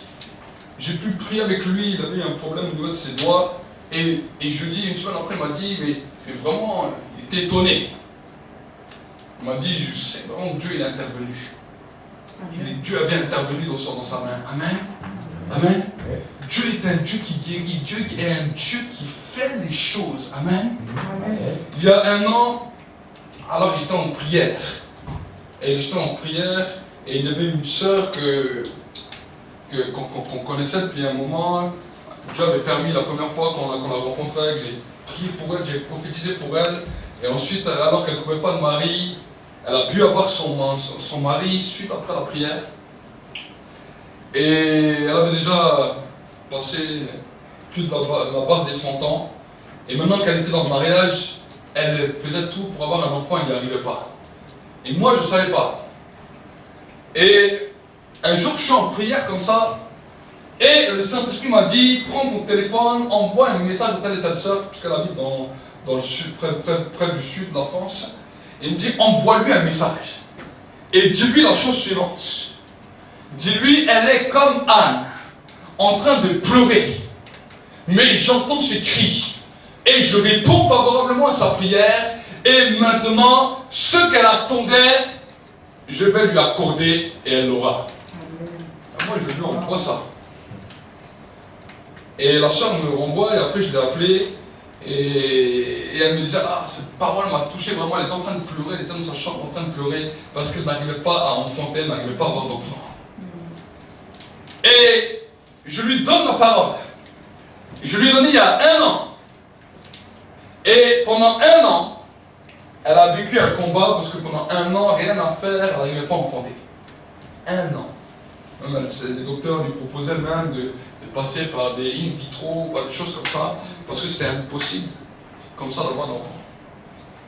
Et souvent, des fois, elle m'appelait, elle me disait, mais même, tu vois, il y a des gens autour de moi qui reçoivent des bébés et tout, et je n'arrive même pas à me réjouir parce que ça me fait chaque fois mal. Et je lui dis, sœur, Dieu a parlé, il faut continuer à croire. Et je prie avec elle, je dis, il faut continuer à persévérer. Il faut continuer à croire. Vous savez, pendant 1 an comme ça. 1 an. Et elle m'a dit un jour, elle est dans une autre réunion, et là, elle rencontre un autre prophète, et là, il lui dit la même parole que je lui avais donnée. Et là, elle m'a téléphoné la semaine dernière. Enfin, elle m'a contacté, elle m'a envoyé d'abord un message, après je l'ai appelé. Et elle m'a dit, Dieu a accompli sa parole sans l'aide médicale, sans rien. Je suis enceinte de 1 mois. Amen. Amen. Amen. Amen. Dieu est le Dieu qui fait enfanter celle qui n'arrivait pas à enfanter. Dieu est le Dieu qui guérit. Dieu est le Dieu qui libère. Dieu est le Dieu qui fait toutes choses. À une condition, si nous savons comment écouter. Amen. Amen. Nous sommes dans un temps où nous avons besoin de comprendre ces choses. Est-ce que ça veut dire que simplement, vous savez, alors il y a aussi tous les excès. Il y en a certains qui ont obéi à ça, mais qui ensuite ont refusé de venir à l'église sous prétexte que dans la rue, ils commençaient à expérimenter des belles choses, à vivre des belles choses. Et ils ont dit non, c'est la rue seulement qui est bien et l'église n'est plus bien. Non, l'église est un endroit où nous venons nous ressourcer. L'église est un endroit où maintenant ceux qui croient viennent pour être enseignés. Pour être enseignés à eux-mêmes devenir des disciples. Où eux-mêmes sont préparés maintenant à faire aussi la même œuvre que nous faisons. Mais maintenant, chaque frère, chaque sœur est appelé à être un disciple là où il est envoyé. Amen. Amen. Amen. Et là, ça peut se passer sur le lieu du travail, dans tous les endroits où nous sommes. Il n'y a pas d'endroit qui peut nous arrêter. Amen. Amen. Des fois, faire ça, le diable, il veut essayer de vous bloquer. Il veut essayer de vous bloquer. J'ai essayé de bloquer, le diable, il a essayé de me bloquer plein de fois. Il y a des moments où on m'a viré à cause de ma foi. Il y a des moments où on m'a chassé de certains travail. Pendant 1 an, j'ai plus pu travailler parce que j'étais en liste spéciale au niveau de l'intérim. Et quand je demandais du travail, il dit, ah non, mais vous, on ne peut pas vous faire travailler, vous êtes un prosélyte. Quand vous arrivez à un endroit, vous croyez que l'endroit devient une église. Pendant 1 an, une fois, on m'a refusé le travail. Et un jour, j'ai posé la question à la personne qui me disait ça. J'ai dit, mais écoutez, elle dit, moi je vois sur l'ordinateur. Elle me disait ce qu'elle voyait sur l'ordinateur, ce qu'on avait marqué sur moi. On dit, on ne vous critique pas sur votre travail, vous faites un bon travail, mais par contre, vous êtes un prosélyte.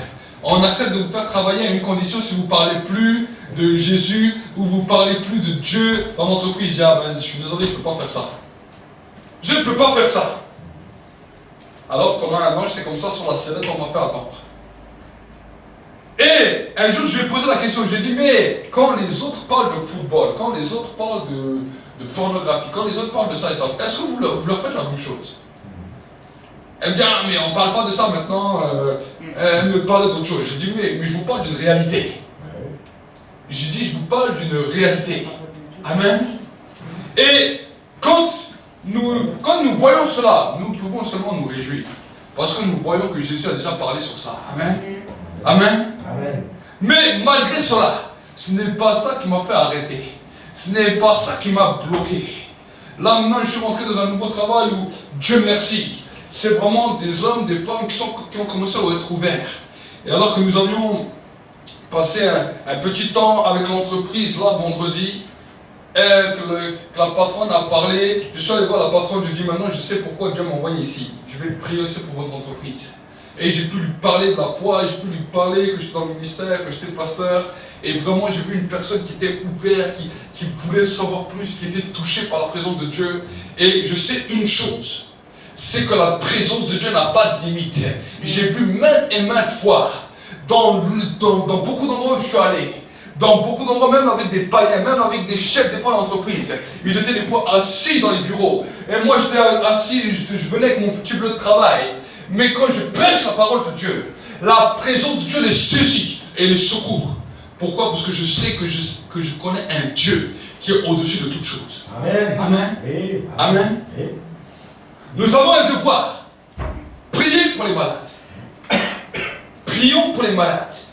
Et si tu ne crois pas qu'il y a assez de malades dans le monde, va voir, il y a des hôpitaux qui sont pleins. Va dans les rues, va partout, tu auras les malades sont partout. Aujourd'hui, il y a assez de malades pour nous donner assez de travail. Amen. Amen. Amen. Oui, amen. Mais les gens sont bloqués. Si la personne qui est malade n'accepte pas que tu pries pour lui, tant pis pour lui. Dis-lui, si tu veux rester malade, reste malade. J'irai voir un malade qui veut être guéri. Amen. N'ayez pas peur de parler comme ça. Mais les gens vont me dire, oui, mais pasteur, si je prie pour lui et que lui, il ne guérit pas. Mais là, tu montres déjà que tu doutes. Dans le livre de Marc, au chapitre 16, vous regardez ce que la Bible nous dit. Marc, chapitre 16.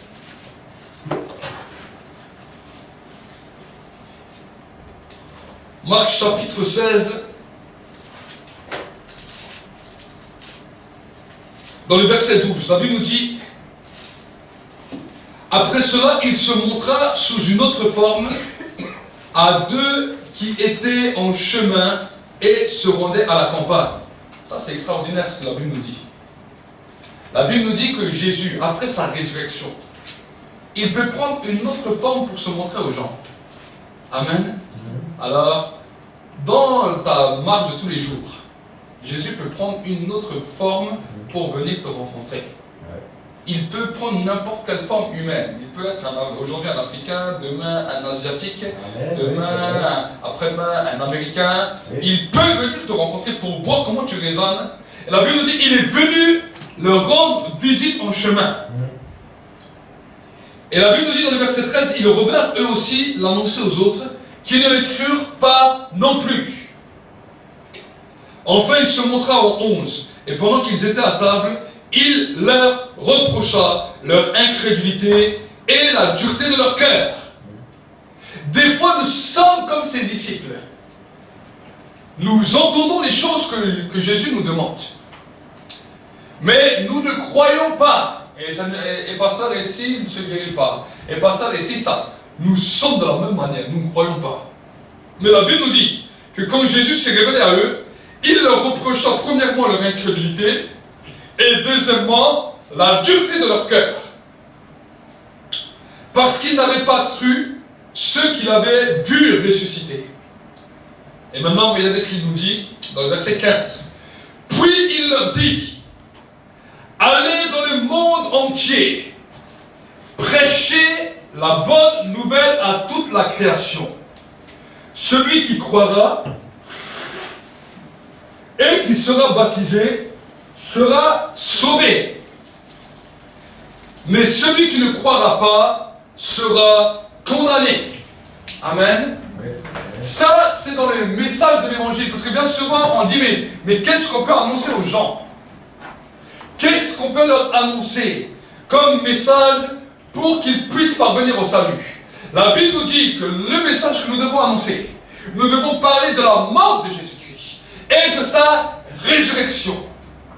Et que celui qui croit qu'il est mort et ressuscité, qu'il a donné sa vie pour lui, doit non seulement croire, mais doit passer par les eaux du baptême pour être sauvé. Amen. Et que celui qui ne veut pas croire, la Bible nous dit, il sera condamné. Voici le message de l'évangile clairement annoncé. Maintenant, quand ce message est annoncé avec foi, et quand nous allons voir les personnes, regardez ce que la Bible nous dit, voici les signes qui accompagneront ceux qui auront cru. En mon nom, ils chasseront les démons. Ils parleront de nouvelles langues. Ils saisiront des serpents. S'ils boivent quelques breuvages mortels, il ne leur fera point de mal. Ils imposeront les mains aux malades, et ceux-ci seront guéris. Le Seigneur, après leur avoir parlé, fut enlevé au ciel, et il s'assit à la droite de Dieu. Et la Bible nous dit, et ils s'en allèrent partout, prêcher, et le Seigneur travaillait avec eux et confirmait la parole par les signes qui l'accompagnaient. Amen. Amen. Nous allons voir encore dans le livre de Matthieu 28. Matthieu 28, verset 19. Matthieu 28, verset 19, ce que la Bible nous dit. La Bible nous dit la chose suivante. C'est Jésus qui leur parlera. On peut lire, Jésus s'approcha et leur parla ainsi. Tout pouvoir, c'est le verset 18. Tout pouvoir m'a été donné dans le ciel et sur la terre. Allez, faites de toutes les nations des disciples. Baptisez-les au nom du Père, au nom du Fils et au nom du Saint-Esprit. Et enseignez-leur à garder tout ce que je vous ai prescrit. Et voici, je suis avec vous tous les jours jusqu'à la fin du monde. Amen. Amen. Une fois que vous avez fait votre travail, en priant pour eux et en leur parlant, voici que maintenant ceux qui croient, vous leur dites, viens avec moi, on va faire de toi un disciple. C'est ça, les amener à l'église. Je ne dis pas seulement on t'amène à l'église pour t'amener à l'église. Viens avec moi à l'église. Tu vas devenir un disciple et tu vas recevoir l'enseignement que j'ai reçu pour maintenant toi-même aussi devenir un disciple à part entière. Amen. Amen. Amen. Vous savez, si vous priez pour des gens et que des personnes commencent à être guéries et que ces personnes disent waouh, mais c'est extraordinaire, mais comment tu fais ça? On peut aussi y aller, oui, on peut y aller. Viens avec moi. Oui, oui. Tu seras un disciple et Amen. tu feras les mêmes choses. Oui. Amen. Amen. Amen. C'est ça. Oui, oui. Si nous commençons à comprendre ça, on n'a pas besoin d'être 50 000 pour comprendre ça. Jésus a pris d'abord 12. Il en a pris 12. Les 12 ont commencé. D'abord, Jésus le faisait. Quand Jésus l'a fait seul, les autres regardaient. C'est bien de regarder. Vous savez, des fois à l'église, c'est pareil aussi. Les gens viennent, le pasteur il fait, ou les gens de Dieu font, les gens regardent. C'est bien. Mais la Bible nous dit qu'à un moment donné, Jésus en a pris 12. Il a dit, voilà, ce que je fais, vous allez faire pareil. Amen. Amen. Il a commencé à choisir ces 12. Il les a envoyés. Maintenant que les 12 ont commencé à opérer, les 12, on en a ramené 70. Les 12 ont ramené 70. Maintenant, quand ces 70 étaient là, Jésus n'a pas fait, bon, maintenant vous restez tous assis, et maintenant vous allez tous attendre. Non! Jésus a pris les 70 et les a renvoyés et renvoyés. Amen? Amen. Les renvoyer de la même manière. Il a dit, vous avez vu, maintenant vous faites. Maintenant faites, précédez-moi. Je vais aller dans des endroits, précédez-moi. Et quand les disciples faisaient ça, ça amenait encore d'autres personnes. Et quand d'autres personnes venaient, Jésus continuait à les enseigner. Jésus continuait à leur parler. Amen. Parce que les miracles et les guérisons ne se faisaient plus seulement à travers Jésus, mais ils se faisaient au nom de Jésus à travers tous ceux qui l'enseignaient. Amen. Amen. Amen. Donc, ça c'est important pour l'Église. Parce que si l'Église ne comprend pas ça, ceux qui sont assis, qui viennent à l'Église ne comprennent pas ça, au bout d'un moment, l'Église va stagner. Parce que la dimension de l'Évangile va être limitée à simplement le fait de l'enseignement dans l'Église, et parce que les autres n'arrivent pas à expérimenter quelque chose avec vous, ils ne veulent même pas venir. Amen. Amen. Oui, Nous avons une responsabilité, et la responsabilité d'aujourd'hui, une des premières responsabilités que Dieu t'envoie, il t'envoie pour guérir. Amen. Amen. Maintenant, dans l'Église, il y a des hommes, des femmes que Dieu voit avec ce qu'on appelle une onction pour la guérison, pour prier pour les malades dans l'Église. Mais pour le monde, on ne parle pas d'onction de guérison, on ne parle pas de don de guérison, mais on parle d'un signe. Est-ce que vous comprenez la différence? Un signe et un don sont différents. Une personne peut aller dans la rue, peut parler, peut prier, peut guérir une personne au nom de Jésus à cause du signe, même s'il n'a pas le don de guérison. Est-ce que vous comprenez? Il peut guérir une personne au nom de Jésus sans avoir le don de guérison. Voici, c'est ça qui s'est passé dans beaucoup de mouvements chrétiens, surtout les mouvements d'évangélisation de rue. Vous voyez les jeunes, ils viennent à peine se convertir, ils viennent à peine se faire baptiser. Tout d'un coup, ils vont avec une équipe dans la rue. Dans la rue, à peine 1 heure après le baptême ou 2 heures après le baptême, il peut prier pour une autre personne, la personne est guérie. Il peut chasser un démon dans la rue alors qu'il vient à peine de se convertir, alors à peine qu'il vient de se baptiser. Pourquoi? Est-ce qu'il a reçu un don de délivrance, un don de guérison? Non! Mais un signe pour l'accompagner, simplement parce qu'il décide d'obéir à ce que Jésus a dit. Amen, pasteur. Oui, c'est exactement ça. Amen. Oui, amen. Alors que peut-être qu'après, il peut aller même dans une église. Il peut essayer de faire les choses comme il a essayé de faire dans la rue. Ça ne marche pas pareil. Pourquoi? Parce que dans l'église, il y a le mandat. Mais dehors, il y a les signes. Ouais. Amen. Amen. Dans l'église, il y a le mandat divin. Mais dehors, il y a les signes. Et chaque enfant de Dieu peut expérimenter et vivre un signe dehors. Amen. Amen. Chaque personne qui a accepté Jésus, qui est donné une nouvelle naissance, a la capacité de faire un signe. Nous pouvons voir le Jack Philippe qui va dans la rue, qui prêche. Voici des signes extraordinaires se passent. Étienne va dehors de la rue, des signes extraordinaires se passent. La Bible nous dit que dans l'église, ils étaient simplement reconnus comme des hommes qui étaient remplis du Saint-Esprit. On n'a jamais entendu parler qu'ils guérissaient des malades ou qu'ils chassaient des démons dans l'église. Non! Mais ils furent nommés diacres. Dans l'église, ils continuèrent à être remplis du Saint-Esprit, à exhorter. Mais il suffit qu'ils allaient dans les rues et qu'ils maintenant commençaient à proclamer la parole de l'évangile. Voici que ce n'étaient pas des dons, mais c'était des signes qui les accompagnaient. Et des guérisons et des délivrances extraordinaires comme ça se produire. Amen. Amen. Donc, c'est cela que nous devons comprendre. Chaque fois que nous obéissons à Dieu, les signes nous accompagnent. Dans l'église, bien sûr, maintenant, dans l'église, Dieu met lui-même maintenant des règles. Lui-même a mis maintenant ce qu'on appelle des ministères. Lui-même a élaboré maintenant des hommes et des femmes qui vont continuer maintenant le travail, qui vont travailler dans l'enseignement, qui vont travailler maintenant dans les œuvres de Dieu, dans les choses de Dieu. Et ça maintenant, c'est au ministère qui travaille dans l'église. Mais vous dehors, vous avez une mission. Celle de maintenant manifester le royaume pour que le signes se manifestent. Amen, pasteur. Ne me dis pas est-ce que j'ai un don de guérison ou pas un don de guérison. Ça, c'est pas la question. On ne parle pas de l'église, on parle de dehors. Oui. Dehors, c'est un signe.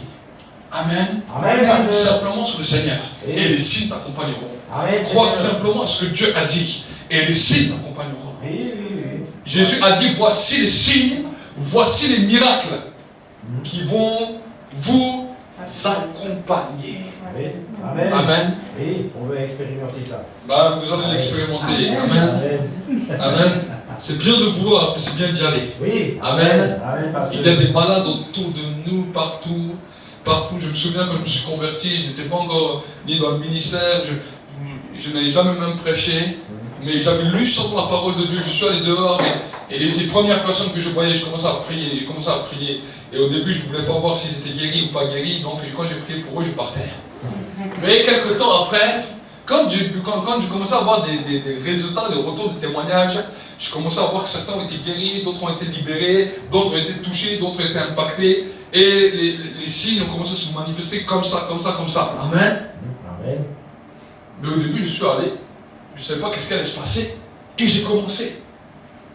Et le Dieu de grâce s'est toujours tenu à côté. Même si vous savez, je l'ai dit déjà avec mon épouse, on a déjà discuté de ça. Il y a un homme de Dieu qui vivait des guérisons extraordinaires, des miracles extraordinaires. Les cancers étaient guéris, des malades étaient libérés, toutes sortes de choses. On les amenait dans les salles entières et ils étaient guéris.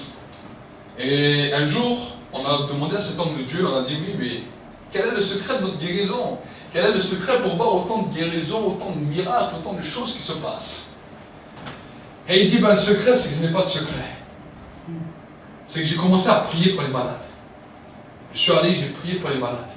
Et il raconte, il a prié pour 1000 cancéreux, qui aucun n'a été guéri. Il a prié pour 1000 cancéreux. C'est ça, 1000 cancéreux. 999. 999 cancéreux sans aucune guérison. Mais le gars, il continuait. Et il allait continuer. Mais il a dit à partir du millième. Le millième a été guéri. Persévérer. Et ensuite, ça a commencé. Et 1001, et 1002, et 1003, et 1004. Et après, il a vu des centaines, des milliers de guérisons dans sa vie. Amen. C'est l'évangéliste Rainer Bonke qui, maintenant est décédé, mais qui vivait des guérisons, des miracles extraordinaires. Il prêchait l'évangile, il annonçait l'évangile, mais des guérisons et des miracles extraordinaires. Et on lui demandait la question pareille. Quel est le secret de votre guérison? Quel est le secret pour voir les guérisons comme ça? Quel est le secret? Et il disait, j'ai pas de secret, j'ai la foi et je prie. Si les 10 premiers ne sont pas guéris, je sais que peut-être le 11e va être guéri. Et le 12e va être guéri. Amen. Mais il insistait, il persévérait. Vous avez peut-être prié pour 5, 6, 10 malades, 15 malades, ils n'ont pas été guéris. Et vous avez arrêté. C'est pas, il ne faut pas s'arrêter, il faut continuer. Amen. Amen. Vous faites ce que Dieu dit. Vous faites ce que Dieu dit. Vous faites confiance en lui. Et lui, il va déjà faire le reste. Amen. Amen. Est-ce que j'ai vu toutes les personnes guéries dans tout le ministère? Non, j'ai vu aussi des personnes partir. Mais vous savez, certaines personnes qui sont parties, ce que j'ai aimé voir avec Dieu, c'est que des fois, certaines personnes que j'ai vues dans certains stades finaux même de cancer, et que j'allais prier pour eux, une chose était extraordinaire, c'est que des fois, ils étaient en train de mourir. Et ils avaient des douleurs terribles dans le corps. Mais vous pouvez demander à mes enfants, chaque fois qu'on allait et qu'on priait pour eux, la douleur s'arrêtait totalement. Et ils étaient en paix. Et ils se sentaient bien, même des fois, certains ne pouvaient plus manger, ils revenaient manger avec nous. Certains sont partis quand même, mais chaque fois qu'on allait les voir, on expérimentait des choses comme ça. Amen. Et lui-même, des fois, un des frères que je me souviens, qui aujourd'hui est décédé, qui était étonné. Et chaque fois qu'on allait là-bas, chaque fois qu'on allait là-bas, Dieu lui faisait ça, et des fois il était sur un lit, dans la douleur, en train de crier, et que voulait imposer les mains, tout d'un coup la douleur disparaissait. Il s'asseyait avec nous, il venait, il mangeait avec nous. C'était extraordinaire, alors que les médecins avaient dit qu'il devait mourir beaucoup plus tôt. Et chaque fois, des fois même, on l'appelait même des fois par téléphone, simplement par téléphone. Dieu intervenait, Dieu le visitait tout de suite. Et Dieu le gardait. Et je sais une chose, c'est que quand il est parti, c'était un temps où j'avais essayé de le contacter et il ne me répondait plus. Parce qu'il voulait partir. C'est comme si on le gardait sur terre. Et en fait, quand il voulait partir, il n'a plus répondu au téléphone. Et il a même coupé son téléphone pour pas qu'on l'appelle, pour pas... Et après son épouse m'a téléphoné, m'a dit, maintenant il est parti. Mais chaque fois avant, chaque fois qu'on lui téléphonait, chaque fois qu'on allait le voir, il était des fois dans des douleurs terribles. On priait pour lui. Et tout d'un coup, après la prière, il me disait, ah c'est fou, toi disparu. Je n'ai plus aucune douleur. Je suis bien. Amen. Et est-ce que ça veut dire que tous seront guéris totalement? Non. Mais vous leur apportez un bonheur extraordinaire. Amen. Amen. Amen. C'est le pasteur Mamadou Karamburi qui disait que quand il était jeune, il partait avec un ami à lui, il allait dans un hôpital. Et là, il y avait des cancéreux. Et il n'a pas vu tous les cancéreux sortir de l'hôpital. Mais chaque fois qu'il priait pour les malades étaient en paix. Et les malades, c'est comme si leur douleur, pendant ce temps où ils étaient là, où ils ont prié, leur douleur avait disparu pendant ce temps. Amen. Donc, c'est quelque chose que tu vas faire en bien pour un homme, pour une femme. Et tu sais pas qu'est-ce que c'est extraordinaire. Alors, il y en a certains, tu vas les voir guéris tout de suite. J'ai vu beaucoup de personnes aussi être guéries tout de suite. Être guéries. J'en ai vu d'autres que Dieu agissait comme ça, qu'après ils partaient dans la gloire. Mais je sais une chose, c'est que dans ma foi, j'ai décidé de ne plus m'arrêter. Il y a des fois, des moments où je ne pensais même pas avoir une guérison. Je prie seulement et je vois la personne guérie. Moi-même, j'étais étonné. Moi-même, des fois, j'étais étonné. Donc, ça, c'est vraiment une de vos missions. Prier pour les gens malades. Amen. Amen. Guérissez les gens malades au nom de Jésus. Amen. Il y en a certains qui vont dire non, on les guérit nous-mêmes. Non, on les guérit au nom de Jésus. Amen. Amen. On ne dit pas, Seigneur, est-ce que tu peux les guérir? Je te guéris au nom de Jésus. Je n'ai ni argent ni or, mais ce que j'ai, je te le donne. Au nom de Jésus-Christ, lève-toi et marche. Et voici que le signe s'est passé et le boiteux qui était devant le temple s'est levé. Amen. Amen. Donc vraiment, j'aimerais vous encourager, à partir de maintenant, de devenir des hommes et des femmes qui êtes consacrés à Dieu et des hommes et des femmes volontaires. Amen. Amen. Des hommes et des femmes qui n'allaient pas vous laisser arrêter ni à droite ni à gauche, mais des hommes et des femmes engagés. Amen. Amen. Nous avons deux sortes d'engagement. On va dire même trois sortes d'engagement. Le premier des engagements en tant qu'enfant de Dieu, c'est dans notre vie de prière, dans notre communion avec Dieu. Ça, c'est un engagement important. Maintenant, quand cet engagement continue à persévérer, nous avons un deuxième engagement qui est important. C'est l'engagement envers l'Église, envers la communauté que Dieu nous a mis, dans lequel nous commençons à servir dans la maison de Dieu. Et le troisième engagement que Dieu nous demande, c'est d'être un témoin. Là où vous êtes, là où vous allez, de commencer à prier. Être un témoin, c'est ça. Tu es témoin de la mort et de la résurrection de Jésus. Tu es témoin de ce qu'il a fait. Et maintenant, parce que tu es témoin, tu as la capacité de voir un malade et de le guérir au nom de Jésus. Tu as la capacité de donner quelque chose pour que le signe puisse se manifester. Amen. Amen. La Bible nous dit, ils allaient partout, ils prêchaient et le Saint-Esprit travaillait avec eux. Pourquoi le Saint-Esprit travaillait avec eux? Parce qu'ils avaient décidé d'obéir à la parole et le Saint-Esprit se manifestait comme un signe. Il manifeste un signe à travers une guérison, à travers un chassement de démons, à travers un miracle, à travers quelque chose de glorieux dans la vie des personnes. Amen. Amen. Si on va prier pendant un temps, si on va prier pendant un instant, mon frère, ma soeur, c'est un nouveau temps maintenant. Et j'appelle ce temps un temps de signe. Un temps de signe. Un temps de signe. Dis avec moi un temps de signe. Temps de signe. Dans ce temps de signe, j'ai vu des choses extraordinaires. Je l'ai expérimenté maintes et maintes fois dans ma propre vie.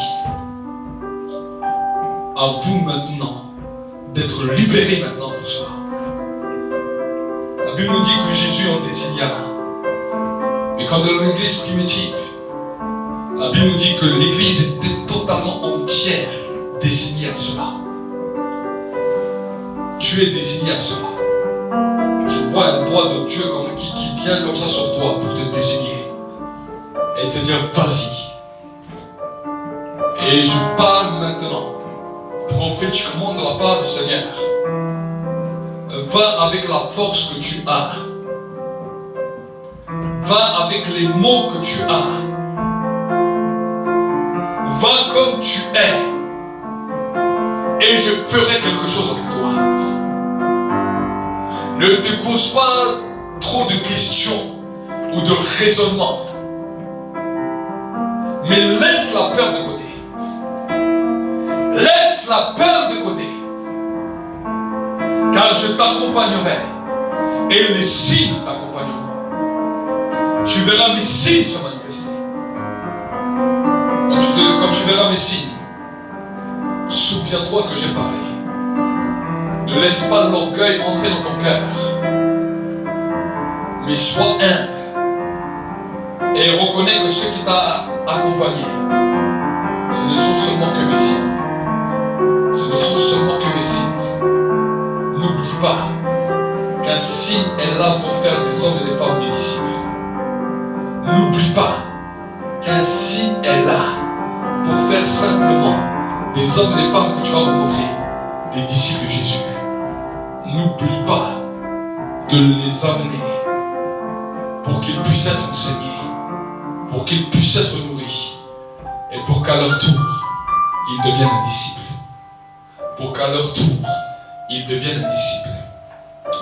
Seigneur mon Dieu, mon roi, je prie maintenant pour ton peuple. Je prie, Seigneur mon Dieu, mon roi, pour ces hommes et ces femmes qui se lèvent. Et je déclare maintenant sur leur vie que les signes, les prodiges, les miracles les accompagnent maintenant. Conformément à ce que tu as dit dans ta parole, j'ai reçu toute autorité dans le ciel et sur la terre. Tu as dit, j'ai reçu toute autorité. Tout pouvoir m'a été donné. Tout pouvoir a été donné dans le nom de Jésus. Dans le nom de Jésus. Seigneur mon Dieu, mon roi, tu as dit, guérissez les malades, purifiez les lépreux, ressuscitez les morts. Vous avez reçu gratuitement, donné gratuitement. Le temps du discipulat a sonné. Le temps du discipulat a sonné. Le temps de voir une nouvelle génération pouvoir se lever pour que le feu des ondes a sonné maintenant. Je prie pour la vie de mes frères et de mes sœurs, pour la nouvelle motivation et détermination que tu leur donnes. C'est un défi. Et je suis, Seigneur mon Dieu, moi, excité dans mon âme à savoir que ce défi est glorieux, que l'enfer va être pillé et que le royaume de Dieu va être peuplé. Au nom de Jésus. Amen.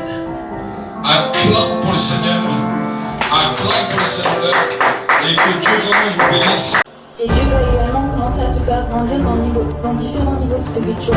On va dire que tu dois toujours être bouillant pour Dieu, parce que il y a une chose que le diable attendra toujours, c'est que tu te refroidisses. Dans cette alliance avec Dieu, de toujours rechercher sa présence, rappeler le sacrifice de Jésus à la croix, parce qu'il n'est pas mort pour rien.